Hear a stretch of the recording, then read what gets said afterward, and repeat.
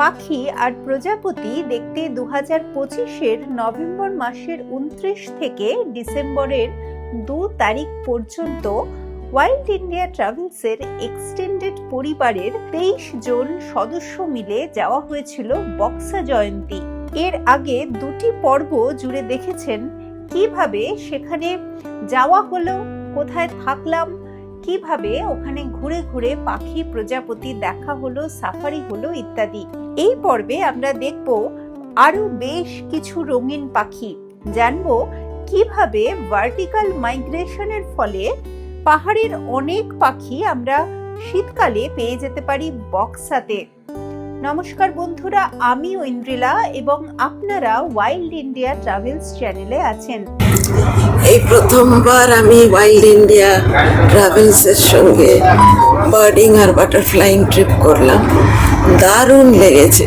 এনাদের অর্গানাইজ করার যে পদ্ধতি সেটাও অসাধারণ সুন্দর, বেড়ানোটাও অসাধারণ সুন্দর, এনাদের ব্যবহারও অসাধারণ সুন্দর, সব মিলিয়ে একটা অত্যন্ত সাকসেসফুল ট্রিপ আমি করে যাচ্ছি। রাস্তাঘাটে প্রচুর পাখি দেখেছি, ভালো লেগেছে, প্রজাপতি দেখেছি উড়ে গেছে, কখনো এইভাবে তাকিয়ে দেখিনি যে এটার এই কালার, এটার এই নাম। আমাকে বাড়ি থেকে একটু ক্যামেরা শিখিয়ে দিস, আমিও নেক্সট টাইম থেকে এগুলো জেনে জেনে ছবি তুলবো। এটা হচ্ছে প্লাস পয়েন্ট।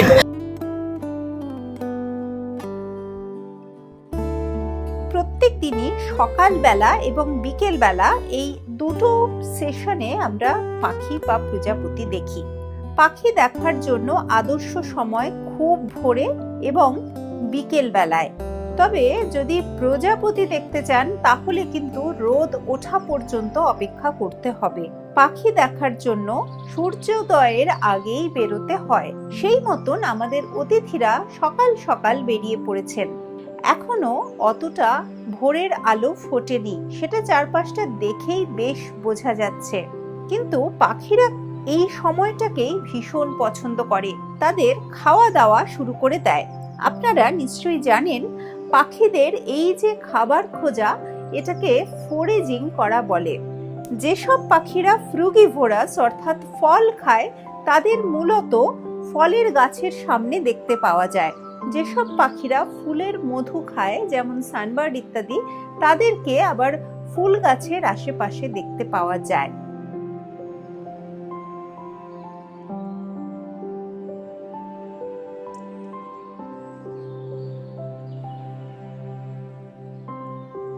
পাখি দেখার জন্য যদি তাদের খাদ্যাভ্যাসও আমরা জানতে পারি তাহলে কিন্তু পাখি দেখার চান্সেসটাও অনেক বেড়ে যায়।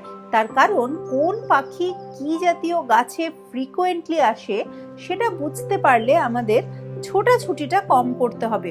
আমরা তাহলে সেই জাতীয় গাছের সামনে অপেক্ষা করতে পারবো। সকালবেলাটা গ্রামের আশেপাশে হেঁটে পাখি দেখা হলো। এমনিতেই এই জায়গাগুলো বেশ জঙ্গলাকীর্ণ, তাই আপনি যদি আলাদা করে কোনো ক্যামেরা বা বাইনোকুলার নাও নিয়ে যান তাও আমার মনে হয় কিছু কিছু পাখি আপনারা দেখতে পাবেন। তবুও যদি ক্যামেরা বাইনোকুলার থাকে তাহলে অতি অবশ্যই পাখি দেখার ট্রিপে কিন্তু সাহায্য হতে পারে। বড় পাখি যেমন হর্নবিল জাতীয় যে কোনো পাখি খালি চোখেই দেখতে পাওয়া যায় এবং সেটা বেশ দৃষ্টি আকর্ষণকারী। আবার যদি ছোট পাখির কথা বলেন তাহলে সেটার জন্য আলাদা মুন্সিয়ানার প্রয়োজন, তাকে লোকেট করা বা স্পট করার জন্য এবং তাকে ভালোভাবে পর্যবেক্ষণ করার জন্য। এই কাজগুলো বাইনোকুলার ছাড়া কিন্তু একটু অসুবিধে।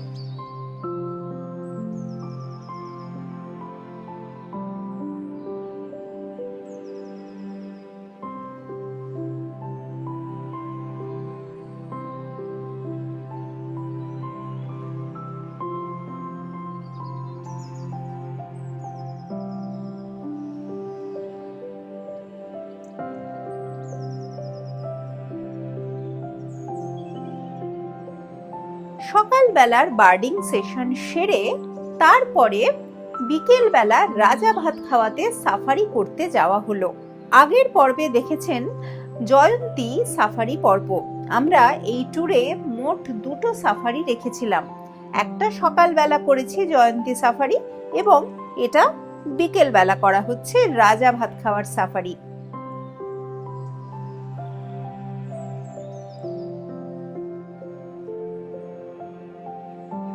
বক্সা জয়ন্তী ট্যুরে পরিচয়পত্র সাথে থাকা বা পরিচয়পত্রের জেরক্স সাথে রাখাটা কিন্তু ভীষণ জরুরি, কারণ সেগুলো বারবার বিভিন্ন জায়গায় চেকিং হয়। আমাদের মোট 4টে গাড়ি ছিল আমাদের অতিথিদের জন্য। এই 4টে সাফারি গাড়ি যখনই জঙ্গলের ভেতরে প্রবেশ করলো, তারপরে সবাই ভাবছেন যে কখন কোনো পাখি বা কখন কোনো জন্তুর দেখা পাওয়া যাবে।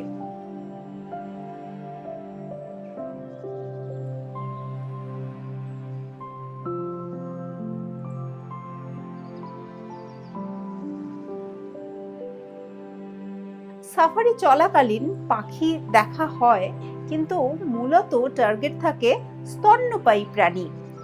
এইসব এলাকায় হাতি খুবই দেখতে পাওয়া যায়, তাই সবাই ভাবছেন কখন হাতি দেখতে পাওয়া যাবে। এমনকি হাতি যে কিছুক্ষণ আগেই সে জায়গা ক্রস করেছে সেটাও বোঝা গেল।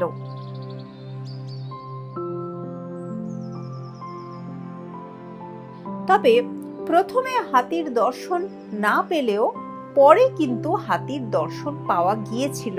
সেটা যদিও জঙ্গলের একটু ভেতরে ছিল, কিন্তু মোটামুটি গাড়ির কাছেই ছিল। এটাও কিন্তু বেশ ভয়ের। আমার তো মনে হয় হাতিদের থেকে একটু দূরত্ব রেখে চলাই ভালো, কারণ তাদের কখন যে কিরকম মুড থাকবে কেউ বলতে পারে না। আর বন্য জন্তু দেখার এটাই সব থেকে আদর্শ উপায়। সবসময় তাদের থেকে একটা সেফ ডিস্টেন্স মেনটেন করে চলা উচিত, কারণ তাতে মানুষের নিজের ক্ষতি হওয়ার সম্ভাবনাটাও যেমন কম হয়, তেমনি প্রাণীদেরকে ডিস্টার্ব না করে দূর থেকে তাদেরকে পর্যবেক্ষণ করা যায়। এটাও কিন্তু একটা ভালো ব্যাপার।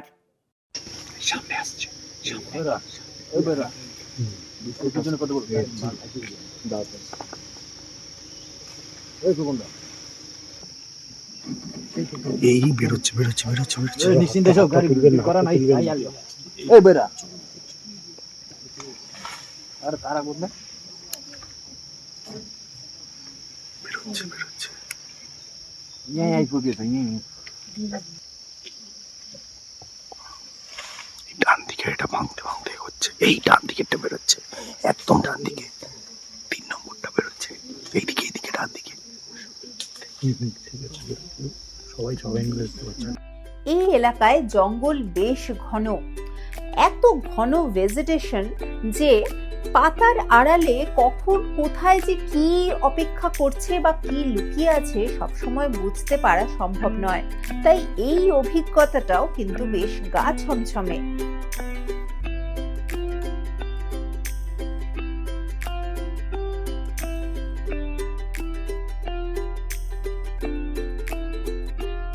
আমাদের 4টে গাড়ির মধ্যে 2টো গাড়ি বেশ ভালোভাবে হাতি দেখতে পেয়েছে, আর 2টো গাড়ি একটু দূর থেকে দেখতে পেয়েছে।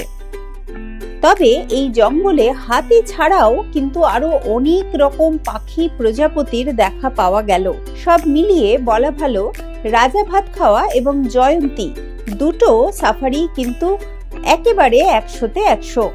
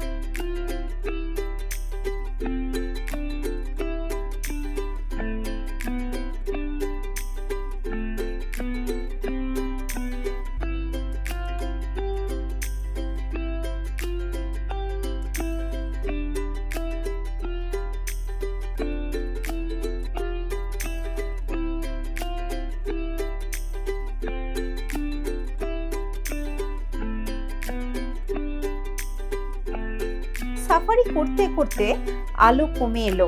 এবার হোমস্টেতে ফেরার পালা। তবে এখানে কুয়াশার একটা আস্তরণ এমন সুন্দরভাবে পুরো প্রান্তরটাকে জড়িয়ে ধরেছে যে সেটা দেখার জন্য আমরা 2 মিনিট দাঁড়িয়েছিলাম। সূর্য ততক্ষণে অস্তা চলে গেছে এবং আকাশে যে এরকম সিঁদুর রাঙা একটা রং হয়েছে, সেই রং যখন কুয়াশার গায়ে এসে পড়েছে সেও যেন একটা অপূর্ব সুন্দর দৃশ্য। মাঝে মাঝে প্রকৃতি এমন সুন্দর দৃশ্য রচনা করে, এত দারুণ ছবি আঁকে যে সেখানে মানুষ শিল্পীদের থেকে তাকে অনেক অনেক বড়, অনেক প্রথিতযশা শিল্পী বলে মনে হয়। সত্যি কিন্তু তাই, যদি চারপাশটা দেখেন অসম্ভব ভালো লাগায় মনটা ভরে উঠবে। আলো কমে এসেছে তাই খুব ভালো ছবি উঠল না, কিন্তু এই কুয়াশার আস্তরণের ভেতরেই দূরে দাঁড়িয়েছিল বেশ কিছু ইন্ডিয়ান গাউড। খালি চোখেও দেখা যায় তাদের। ফিরতে ফিরতে অন্ধকার হয়ে এলো। শেষ দিন ফেরার সময় যখন সবাই মিলে স্টেশনের দিকে রওনা দিয়েছেন, তখন এখানে একটি বাটারফ্লাই গার্ডেন আছে, সেই গার্ডেনে সবাই গিয়েছিলেন। এখানে ঢোকার কোনো প্রবেশ মূল্য নেই। আশেপাশে বেশ কিছু প্রজাপতির হোস্ট প্ল্যান্ট রাখা আছে। প্রজাপতিরা এখানে এসে ডিম দেয় এবং সেই ডিম থেকে শুঁয়োপোকা হয়। সেই শুঁয়োপোকা গুটি বেঁধে আবার প্রজাপতি তৈরি হয়। প্রকৃতির এই দারুণ সৃষ্টি এখানে এলে চোখ ভরে, মন ভরে উপভোগ করা যায়। তার সাথে সাথে পাওয়া যায় প্রজাপতি সম্বন্ধে বেশ কিছু তথ্য। এটা রাজাভাতখাল বাটারফ্লাই কনজারভেটরি। এটা আমাদের একটা ওয়াইল্ড লাইফ এনজিও আছে, নেচারমেটস বলে, আমাদের কলকাতার ওয়াইল্ড লাইফ এনজিও। আমরা কাজ করি।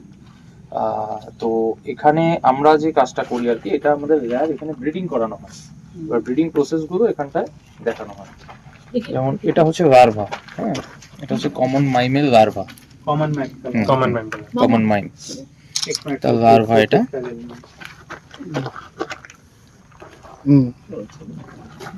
কি কালারফুল है आई दिए এগুলো সব এই গার্ডেন থেকে কালেক্ট হয়।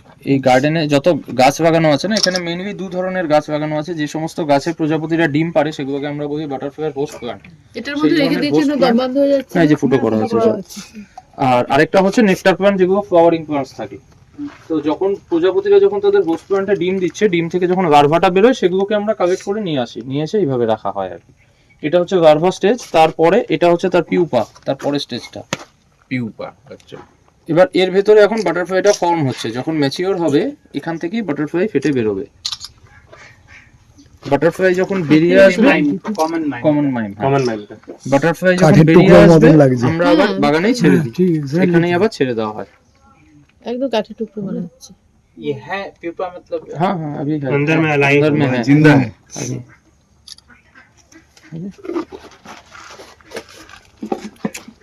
এটা আরেকটা ভ্যারাইটি, এটা বলে কমন রোজ। इसका तो हमने भी रेस किया है इसी का सेम हाँ कॉमन रोज बहुत प्यारा শুয়োরটাও দেখতে সুন্দর। প্রত্যেকের আলাদা আলাদা হোস্ট প্ল্যান্ট হয়। যার যেটা হোস্ট প্ল্যান্ট তাকে সেটাই দেওয়া হয়। এটা অ্যারিস্টোভোকিয়া, অ্যারিস্টোভোকিয়া টাকা দেওয়া হয় এটাকে। এটা হচ্ছে তার হোস্ট कॉमन रोज এটাই ওর খাদ্য। कॉमन रोज এটাই ওর খাদ্য। এই পাতাটাই ওর খাদ্য। এই পাতাটাই ওর খাদ্য।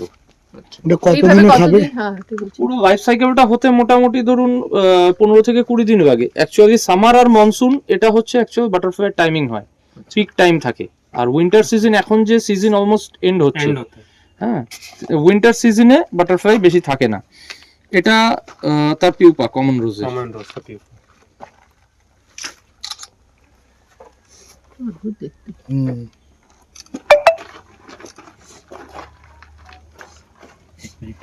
এটা হচ্ছে কমন ক্রো। कॉमन को ये भी देखो ये भी हम लोग खींचे हुए हैं পিউপাটা এরকম দেখতে হয়। উইন্টারে 3 মাস, মানে ডিসেম্বর, জানুয়ারি, ফেব্রুয়ারি, এই 3টে মাস বাদ দিলে বাকি পুরো বছরটাই বাটারফ্লাই সিজন থাকে। তার মধ্যে পিক টাইম থাকে হচ্ছে ধরুন মনসুনের আগে, মোটামুটি এপ্রিল মে থেকে শুরু করে আপ টু অক্টোবর বা নভেম্বরের ফার্স্ট উইক, সেকেন্ড উইক, এই সময়। এখন আস্তে আস্তে সিজন শেষ হচ্ছে, যত ঠান্ডা বাড়বে এরা কমতে থাকবে। আর সকালের দিকে প্রজাপতি বেশি দেখা যায় এই সময়টা থেকে। এই সময় প্রজাপতিরা সব মানে শেডে বসে যায় আর কি, রুস্ট করতে বসে যায়। তো যার জন্য সকালের ফার্স্ট মর্নিং এর সানরাইজের সাথে সাথে ওরা অ্যাক্টিভ হয়। মোটামুটি দুপুর 12টা 1টা 2টো এই অবধি অ্যাক্টিভ। এই জায়গাটায় কতগুলো স্পেস আমাদের এই গার্ডেনে, এটা আমাদের 2017 জুন থেকে স্টার্ট হয়েছে, তবে থেকে এখন পর্যন্ত আমাদের এখানে 141 স্পিসিস রেকর্ডেড আর কি এই গার্ডেনে শুধু। আর পুরো বক্সার জঙ্গলে যদি বলেন মোটামুটি 550-600 বেশি ভ্যারাইটি আছে। ট্যুরের একেবারে শেষ লগ্নে এসে উপস্থিত হয়েছি আমরা। এবার দেখা হবে নেচার ইন্টারপ্রিটেশন ক্যাম্প। ট্র্যাপ ক্যামেরায় ধরা পড়া বিভিন্ন বন্য জন্তুর ছবি এবং বিভিন্ন পাখির বাসা, ডিম ইত্যাদি এখানে ডিসপ্লে করে রাখা আছে। যদিও এখানে বেশ কিছু পাখির নামটাই ভুল লেখা। আশা করছি কর্তৃপক্ষ খুব দ্রুত এই নামগুলো সংশোধন করার ব্যবস্থা করবেন।